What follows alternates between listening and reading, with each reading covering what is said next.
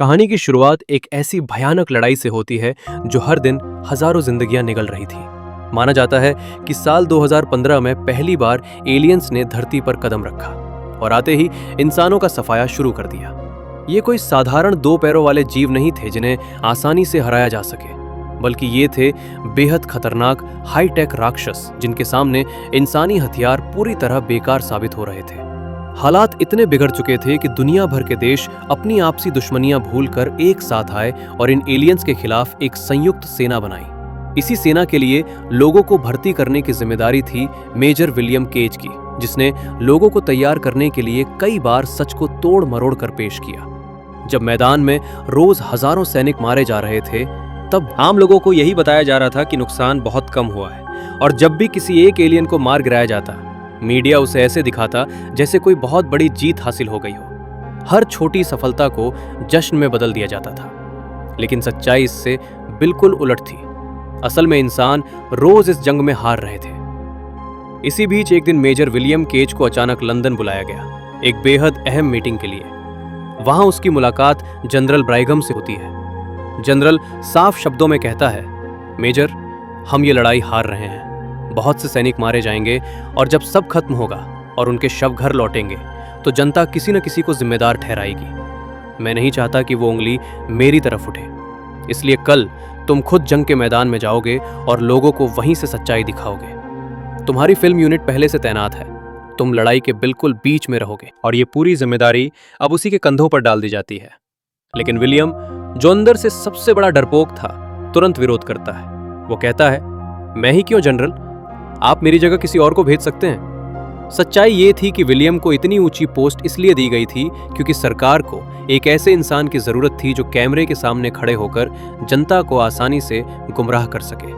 लेकिन हालात अब इतने बिगड़ चुके थे कि सिर्फ विलियम ही नहीं बल्कि पूरी दुनिया के लिए इस जंग में हार की सच्चाई छुपाना नामुमकिन हो गया था। जनरल उसे एक आखिरी मौका दे रहा था। अगर वो मैदान में बाकी सैनिकों के साथ मारा गया तो उसे एक शहीद माना जाएगा, न कि इतिहास का सबसे बड़ा कायर। इस पर विलियम जवाब देता है, जनरल, मैंने खुद आपके लिए हजारों लोगों को इस सेना में शामिल होने के लिए मनाया है। मैंने उन सब की लाशें देखी हैं। मैं कोई सैनिक नहीं हूं। जैसे ही मैं वहां कदम रखूंगा, मेरी मौत तय है। विलियम अब साफ तौर पर जनरल पर दबाव डाल रहा था। वो कह रहा था कि अगर उसे जबरदस्ती युद्ध में भेजा गया तो वो पूरी सच्चाई सबके सामने उजागर कर देगा। लेकिन जनरल अपना फैसला पहले ही ले चुका था। विलियम से उसकी रैंक छीन ली जाती है और जैसे ही वो भागने की कोशिश करता है, उसे तुरंत गिरफ्तार करने का आदेश दे दिया जाता है। कुछ समय बाद जब उसकी आंख खुलती है तो वो खुद को लंदन के एयरपोर्ट पर पाता है, जहां सैनिकों को जंग के लिए भेजने की तैयारियां चल रही थी। बाहर की दुनिया में वो चाहे कितना भी बड़ा अफसर रहा हो, लेकिन यहाँ कोई उसे पहचानता तक नहीं था। विलियम एक तैनात अधिकारी को समझाने की कोशिश करता है कि जरूर कोई गलती हुई है, उसे यहाँ नहीं होना चाहिए।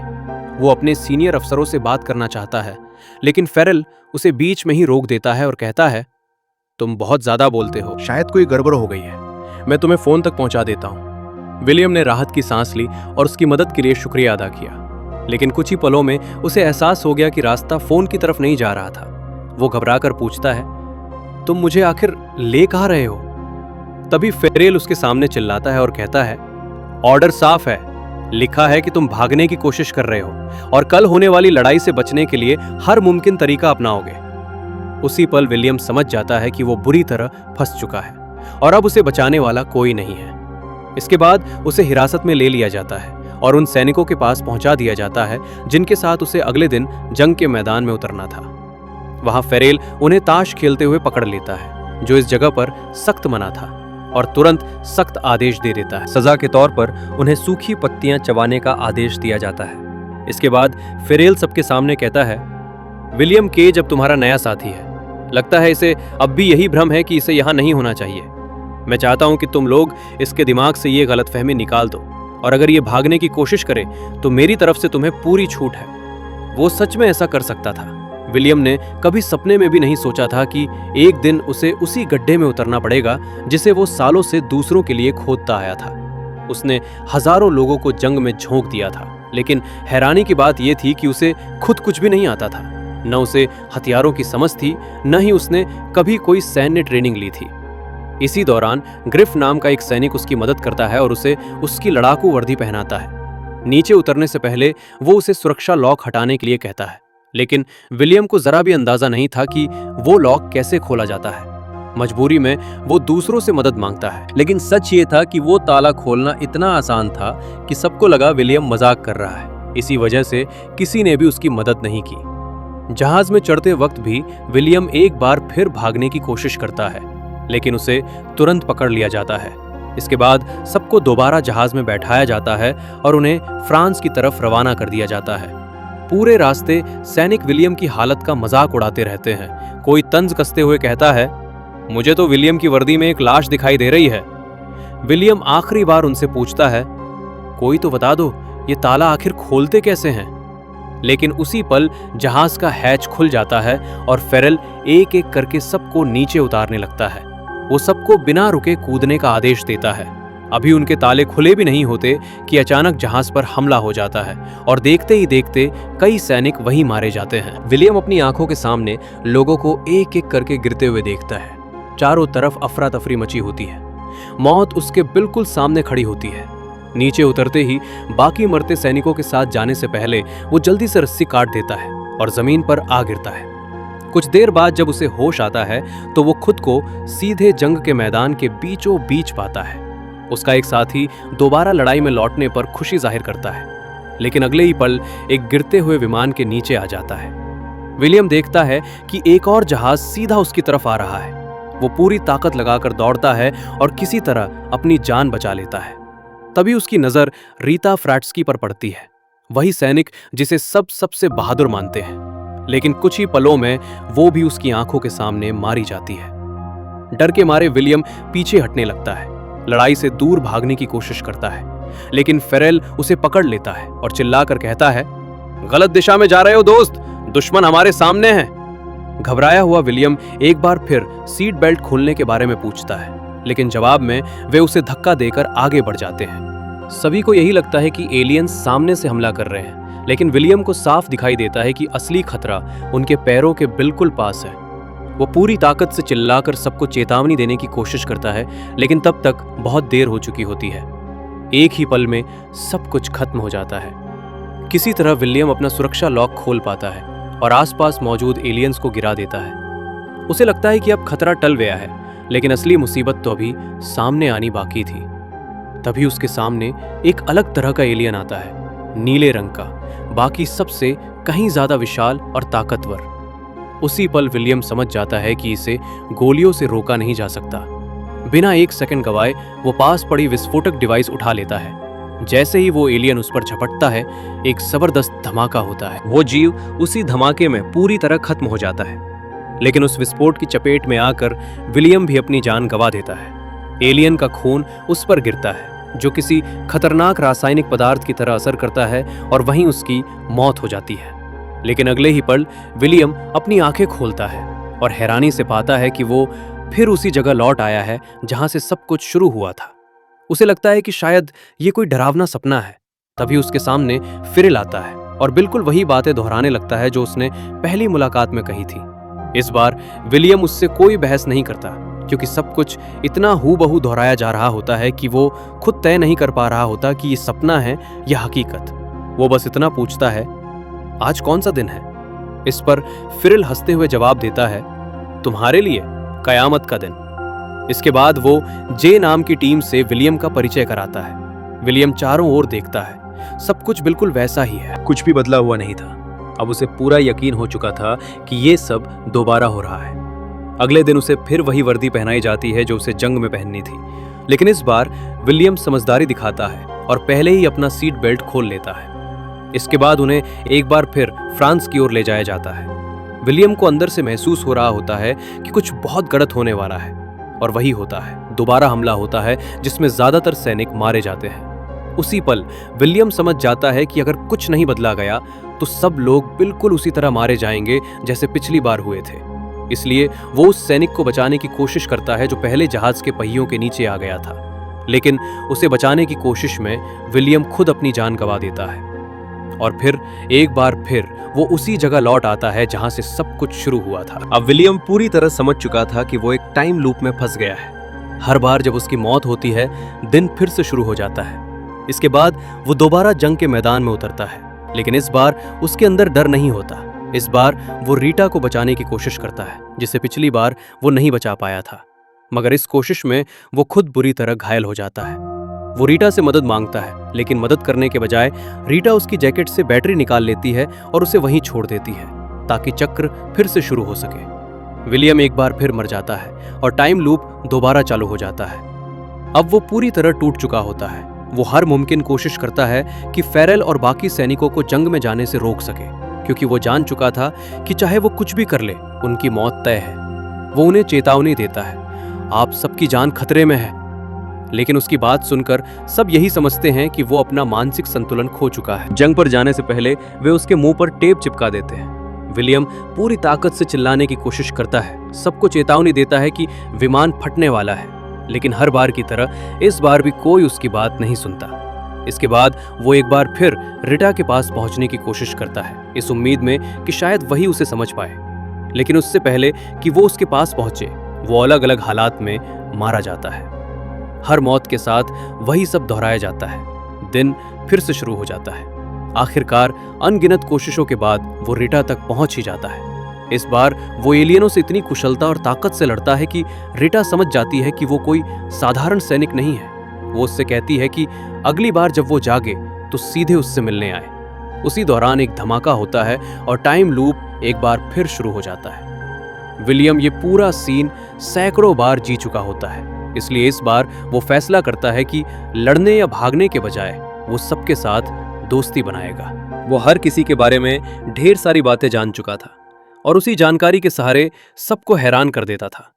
मगर उसके मन में असली इरादा सिर्फ वहां से निकल भागने का था। अगली सुबह जब फिजिकल ट्रेनिंग हो रही थी, विलियम सही पल का इंतजार कर रहा था। लेकिन जैसे ही उसने भागने की कोशिश की, एक कार की चपेट में आ गया और वही सिलसिला फिर शुरू हो गया। इसके बाद उसने दोबारा प्रयास किया और इस बार वो कामयाब रहा। रीता ने उससे कहा था कि जैसे ही आंख खुले सबसे पहले उससे मिलने आना। लेकिन जब वो उसके सामने पहुंचा तो रीता उसे पहचान नहीं सकी। उसने कहा, तुम्हें बिना इजाजत यहां आने की हिम्मत कैसे हुई? विलियम ने जवाब दिया, तुमने ही तो मुझसे मिलने को कहा था। उसी पल वो समझ गई कि वो क्या कहना चाहता है। उसने सख्त लहजे में कहा, ये बात मेरे अलावा किसी को मत बताना, नहीं तो उसे या तो पागल खाने में डाल दिया जाएगा या फिर रिसर्च लैब भेज दिया जाएगा। उसके साथ जो हुआ था ठीक वही अब इसके साथ भी हुआ। फर्क बस इतना था कि इस बार वो इस जंग को जीत सकता था। रीता विलियम को डॉक्टर कार्टर के पास लेकर गई, जो एक्स्ट्रा टेरेस्ट्रियल बायोलॉजी के सबसे बड़े जानकार थे। कार्टर ने समझाया कि ये एलियन किसी आर्मी की तरह अलग अलग नहीं है। ये सभी एक ही अस्तित्व है, एक साझा दिमाग से जुड़े हुए, जिसे ओमेगा कहा जाता है। इस माइंड के पास समय को नियंत्रित करने की क्षमता है। जब भी अल्फा मरता है, अपने आप एक सिग्नल ओमेगा तक पहुंचता है और ओमेगा उसी दिन की शुरुआत दोबारा कर देता है। लेकिन उसकी सारी पुरानी यादें बनी रहती हैं। उसे याद रहता है कि पिछली बार उसकी मौत कैसे हुई थी और वो पूरी कोशिश करता है कि वही गलती फिर से ना। जिस जीव को विलियम ने खत्म किया था वो भी एक अल्फा ही था और वो बेहद दुर्लभ था, इतना कि लाखों में सिर्फ एक ही पैदा होता था।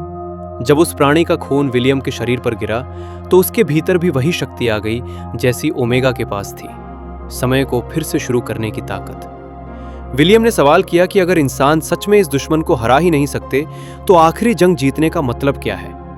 इस पर रीता ने साफ कहा कि ये जीत असली नहीं है। दुश्मन ने हमें जानबूझकर जीतने दिया ताकि हमें लगे कि हम सफल हो गए हैं। इंसान चाहते हैं कि हम पूरी ताकत झोंक दें। जब हमारे हथियार खत्म हो जाएंगे और लड़ने के लिए कुछ भी नहीं बचेगा, तब वे अपनी अंतिम चाल चलेंगे। ये सुनकर विलियम घबरा गया और लड़खड़ाती आवाज में पूछ बैठा कि अब वो इस अजीब ताकत का इस्तेमाल आखिर कैसे करे। इस पर रीता ने बिना हिचक कहा, तुम्हें मरना पड़ेगा। उसने समझाया कि हर दिन उसे ओमेगा की झलक दिखाई देगी। उसी झलक के सहारे उसे सही जगह तक पहुंचना होगा ताकि वे वहां जाकर उसे खत्म कर सकें। इसके बाद रीता ने विलियम को लड़ाई की ट्रेनिंग देना शुरू किया। ये ट्रेनिंग आम नहीं थी क्योंकि इसमें उसकी मौत कई बार हो सकती थी। जैसे ही वो मरता, दिन फिर से रीसेट हो जाता और वो दोबारा उसी शुरुआत पर लौट आता। एक बार अभ्यास के दौरान उसकी रीढ़ की हड्डी बुरी तरह टूट गई। तभी रीता ने उसे एक बेहद जरूरी बात बताई। उसने कहा, तुम्हें जंग के बीच घायल नहीं होना चाहिए, या तो पूरी तरह जिंदा रहो या मर जाओ, ताकि चक्र दोबारा शुरू हो सके। पिछली बार जब मैं इस ताकत के साथ लड़ रही थी, मैं घायल हो गई थी। जब होश आया तो खुद को अस्पताल में पाया, जहां किसी और का खून मेरे शरीर में चढ़ाया जा रहा था, जिससे रीटा की ताकत पूरी तरह खत्म हो गई थी। इसके बाद उसने विलियम पर गोली चलाई। जैसे ही दिन फिर से शुरू हुआ, रीटा ने ट्रेनिंग के दौरान जितनी बार खुद को घायल किया था, उतनी ही बार विलियम पर भी गोली चलाई। इस तरह वो कई बार मर गया और इसी दौरान उसे ओमेगा के कुछ दृश्य भी दिखे। विलियम रीटा के पास वापस गया और बताया कि उसने उसे एक बांध के पास देखा था, शायद जर्मनी में, क्योंकि वहां जर्मन भाषा की लिखावट थी। लेकिन उस स्थान तक पहुंचने के लिए उन्हें अगले दिन होने वाली लड़ाई जीतनी थी। अगले दिन समुद्र तट पर विलियम फिर से युद्ध के लिए गया, लेकिन जल्दी ही उसे मार दिया गया। अगली बार जब वो गया तो फिर से मारा गया। चारों ओर से और अनगिनत तरीकों से उस पर हमला हुआ। अब उसे रीता को याद रखना भी मुश्किल हो गया था। हर बार जब वो युद्ध क्षेत्र पार करता, रीता मर जाती और फिर वो खुद भी अपनी जान खो देता। वो कई बार मर चुका था, जब तक कि उसकी हिम्मत लड़ने की पूरी तरह खत्म नहीं हो गई। उसका दिल इतना टूट चुका था कि जिंदगी उसे सजा देने लगी। इस बार जब चक्र फिर से शुरू हुआ, उसने रीता को अपनी अलौकिक शक्तियों के बारे में कुछ नहीं बताया। वो सब कुछ छोड़ देता, भाग जाता और एक बार बैठकर खूब पीने लगता। लेकिन इससे भी उसकी किस्मत नहीं बदली। युद्ध में न जाने की वजह से एलियंस जीत गए। शहर पर हमला हुआ और विलियम को फिर से मार दिया गया। चक्र फिर से शुरू हुआ, लेकिन अब वो बेहद गुस्से में था। उसने रीता से कहा, हम पहली बार नहीं मिल रहे। चाहे हम कितनी भी कोशिश करें, चाहे जितना भी प्लान बनाएं, इस बार हम पार नहीं कर पाएंगे। लेकिन रीटा उसे फिर से कोशिश करने के लिए प्रोत्साहित करती है। अगले दिन विलियम फिर से लड़ाई में उतरता है। उसने ये लड़ाई कई बार लड़ी है और अब वो हर हमले का टाइमिंग और पैटर्न जानता है। उसके साथ ही दंग रह जाते हैं जब वे देखते हैं कि विलियम इस तरह से लड़ रहा है। आखिरकार वे समय सीमा को पार कर लेते हैं। उन्हें आगे बढ़ने का कोई तरीका चाहिए और विलियम इसे समझता है। वे सोच रहे थे कि अगर एलियंस ने कोई गाड़ी छीनी तो कौन सी गाड़ी उनकी जान लेगी। अब तक उन्होंने केवल एक गाड़ी नहीं चलाई थी। वे जल्दी से उस गाड़ी में चढ़ते हैं और चल पड़ते हैं। एलियन ने उन पर हमला किया, लेकिन इस बार वे बच गए। रास्ते में विलियम उससे लंबी बातचीत करने लगा, लेकिन रीटा ज्यादा बात करना पसंद नहीं करती थी। उनकी कार का ईंधन जल्दी खत्म हो गया, इसलिए उन्हें पैदल ही चलना पड़ा। रीटा ने मेहनत करके दूसरी कार ढूंढने की कोशिश की, लेकिन उसने एक पुराना हेलीकॉप्टर देखा जो शायद उन्हें जल्दी जर्मनी पहुंचा सकता था। विलियम ने हेलीकॉप्टर उड़ाने से मना कर दिया, लेकिन तभी रीटा ने देखा कि वो गंभीर रूप से घायल है। उसने जल्दी से चाबियां ढूंढकर कार को चालू करने का निर्णय लिया। विलियम ने कहा, कार में ईंधन भरा है, मैंने अभी चेक किया है, हम इसे क्यों नहीं चलाते। रीटा बहुत थकी हुई थी और गंभीर रूप से घायल भी, इसलिए उसने उससे कार चालू करने को कहा। लेकिन जब रीटा उसे मारने के लिए अपनी पिस्तौल उठाती है तो विलियम तुरंत कहता है, रुको, गोली मत चलाओ, थोड़ा रुकते हैं, बस कुछ देर आराम कर लेते हैं। रीटा उसे 10 मिनट का समय देती है। उसने साफ कह दिया था कि उसके बाद वो गोली चला देगी। इसी बीच विलियम उसके लिए एक कप गर्म कॉफी बनाता है। जब वो कप में चीनी घोल रहा होता है तो रीटा को कुछ अजीब सा महसूस होता है। वो उसे गौर से देखती है और पूछती है, हम यहाँ अब तक कितनी बार आ चुके हैं। विलियम कोई जवाब नहीं देता। वो बस खामोशी से खड़ा रहता है, जैसे बिना बोले ही बता रहा हो कि ये पहली बार नहीं है। चाबी उसकी जेब में होती है, लेकिन वो जानबूझकर उसे बाहर नहीं निकालता। रीटा जल्दी से हेलीकॉप्टर स्टार्ट करने की तैयारी करने लगती है। तभी विलियम घबराकर कहता है, मत चलाओ, जैसे ही तुम इसे चालू करोगी वे तुम्हें मार देंगे। हर बार यही होता है, हम में से सिर्फ एक ही बच पाएगा। सच कहूं तो विलियम ने ये पल रीटा के साथ कई बार जिया था, जब तक कि उसके प्रति उसका लगाव इतना बढ़ गया कि उसे खोना बिल्कुल भी नहीं चाहता था।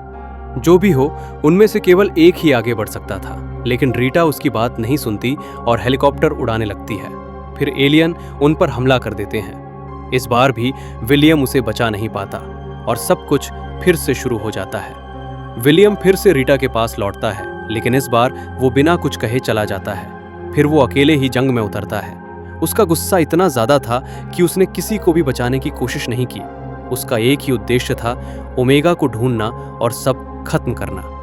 जब उसने सभी को खत्म कर दिया, वो हेलीकॉप्टर तक पहुंचा और जर्मनी के लिए उड़ान भर ली। विलियम इस जगह को पहले भी देख चुका था, जैसे किसी सपने में, लेकिन जैसे ही वो पास पहुंचा, एक एलियन ने उस पर हमला कर दिया और उसका हथियार छीन लिया। इसके बावजूद वो रुका नहीं और आगे बढ़ता रहे। वहां अल्फा पहले से उसका इंतजार कर रहा था।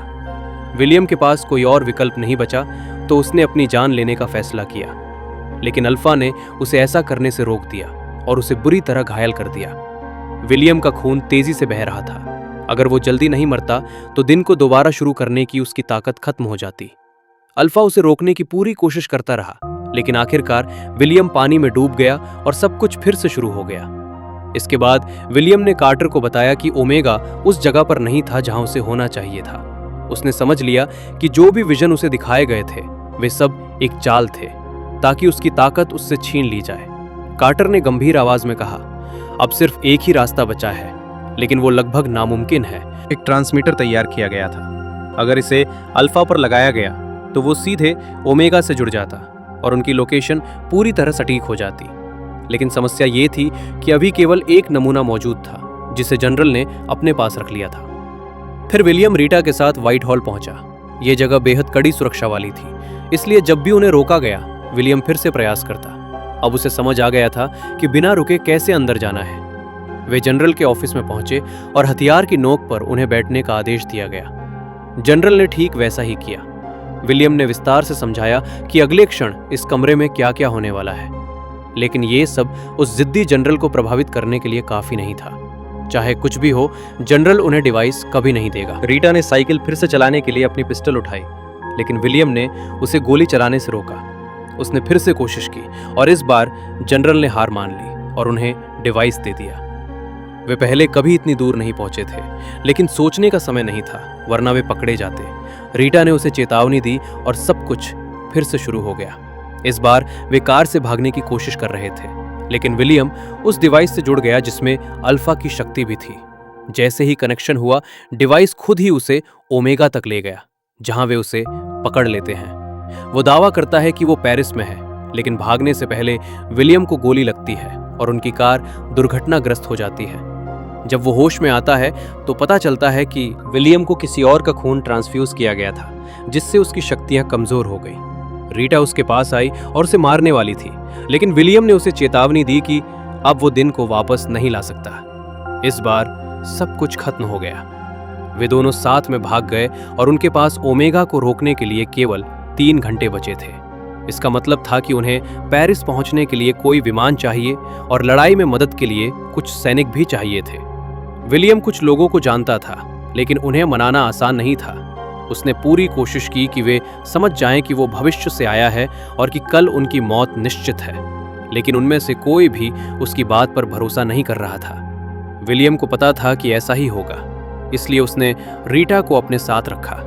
जैसे ही वे उसे देखते हैं, वे सब उसके साथ जाने के लिए तैयार हो जाते हैं। विलियम पूरी कहानी नहीं सुना पाया, बस इतना बता पाया कि जो भी हो अल्फा को मत मारना, क्योंकि अगर उसे मारोगे तो आज फिर से शुरू हो जाएगा और उन्हें याद भी नहीं रहेगा कि उन्होंने इसके बारे में क्या बात की थी। वे जल्दी ही पेरिस पहुंच गए, लेकिन जैसे ही वहां पहुंचे विमान पर एलियन ने हमला कर दिया। सभी ने विमान से कूदकर अपनी जान बचाई। विलियम गहरे पानी में गिर गया, जिससे उसका सूट खराब हो गया। उसने आगे बढ़कर पता लगाया कि ओमेगा अभी भी दूर था। ज्यादातर साथी घायल थे। उन्होंने विलियम से पूछा कि अब क्या करना है। विलियम ने कहा कि पास ही एक खराब पड़ी विमान है, वो उड़ान भर नहीं सकती, लेकिन कुछ ही मिनटों में वे ओमेगा तक पहुंचने में मदद करेगी। फिर उन्होंने रास्ता खाली किया और विमान का इंजन चलाने की कोशिश की।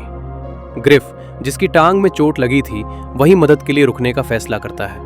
सब उसे साथ आने के लिए कह रहे थे, लेकिन वो जानता था कि मिशन की सफलता के लिए वहीं रहना सबसे बेहतर विकल्प है। जैसे ही इंजन चालू हुआ, कई एलियंस उनके पास आ गए, लेकिन ग्रिफ और उसका साथी बहादुरी से उनका सामना करते हैं और आखिरकार खुद को कुर्बान कर देते हैं। इस बीच विलियम और बाकी लोग तेजी से ओमेगा की ओर बढ़ते हैं। उन पर भी हमला होता है, लेकिन वे किसी तरह अंदर घुसने में सफल हो जाते हैं। अब उनमें से केवल 2 बचे थे और यही उनका आखिरी मौका था ओमेगा को नष्ट करने का। एलियंस हताश होकर उन्हें रोकने की कोशिश कर रहे थे, लेकिन उन्होंने एक बड़ा हैंड ग्रेनेड फेंका, जिससे नीचे जाने वाली सड़क अस्थायी रूप से बंद हो गई। विलियम ने कहा, शायद अल्फा यहीं होगा, मैं उसका ध्यान भटकाऊंगा और तुम ओमेगा को नष्ट करना। लेकिन रीटा जानती थी कि वो ज्यादा आगे नहीं जा पाएगा। उसने कहा, तुम बहुत बहादुर हो विलियम, काश मैं तुम्हें और जान पाती। फिर वो वहां से चली गई। अल्फा ने उसका पीछा किया और उसे मार डाला। अब विलियम की बारी थी, लेकिन पकड़ाए जाने से पहले उसने पानी में कूदकर ओमेगा की तरफ तैरने की कोशिश की। लेकिन जैसे ही वो करीब पहुंचा, अल्फा ने उसे पकड़ लिया। उसने अपनी तेज पंजों से विलियम का सीना चीर डाला और वो मर गया। उसे लगा कि अब जीत गई है, लेकिन मरने से पहले विलियम ने हैंड ग्रेनेड का पिन खींच दिया। कुछ ही सेकंड में जबरदस्त धमाका हुआ, जिसने ओमेगा और उसके साथ जुड़े सभी एलियंस को नष्ट कर दिया। इस धमाके ने पूरी नेटवर्क को तहस नहस कर दिया और एलियंस रातों रात धरती से गायब हो गए। इस बीच हम देखते हैं कि विलियम का शव ओमेगा के खून में तैर रहा है, जिसने उसे अपनी ताकत वापस लौटा दी और चक्र फिर से शुरू हो जाता है। इस बार जब विलियम जागा तो उसने पाया कि दुनिया पहले जैसी नहीं रही। उन्होंने लड़ाई जीत ली थी। जनरल भी हैरान था, क्योंकि उसे समझ नहीं आया कि यह कैसे हुआ। लेकिन अब दुश्मन का कोई निशान नहीं था। फिर विलियम एयरपोर्ट पहुंचता है। इस बार उसकी रैंक ऊंची है और इसलिए वो बड़े अधिकारियों द्वारा सलाम किया जाता है, जिनमें फिरिल भी शामिल है। वहां वो अपने साथियों को देखता है जिन्होंने लड़ाई में उसकी मदद की थी, लेकिन दुर्भाग्य से वे कुछ याद नहीं रख पाते। फिर विलियम रिता के पास जाता है, जो उसे हमेशा की तरह स्वागत करती है। वो उससे पूछती है, क्या चाहिए तुम्हें? लेकिन विलियम के पास सुनाने के लिए बहुत कुछ है। उसे समझ नहीं आता कि कहां से शुरू करे, इसलिए वो बस मुस्कुराने लगता है। गाइस, कहानी ओवरऑल मजेदार और दमदार थी, लेकिन थोड़ी सी कमियां भी थी। कुछ जगह कहानी रिपीट लगती है, टाइम लूप के सीन थोड़े ज्यादा खिंच जाते हैं और साइड कैरेक्टर्स को उतना टाइम नहीं मिला। फिर भी कॉन्सेप्ट स्ट्रांग है और एंड इमोशनल है। आपको कहानी कैसी लगी कमेंट में जरूर बताना। और हाँ दोस्तों, अगर आपको ये वीडियो पसंद आई हो तो एक लाइक जरूर कर देना। ऐसी ही और मजेदार और दमदार वीडियो के लिए चैनल को सब्सक्राइब करो और बेल आइकन को ऑल पर सेट कर लो, ताकि मेरी आने वाली हर नई वीडियो सबसे पहले आप तक पहुंच सके।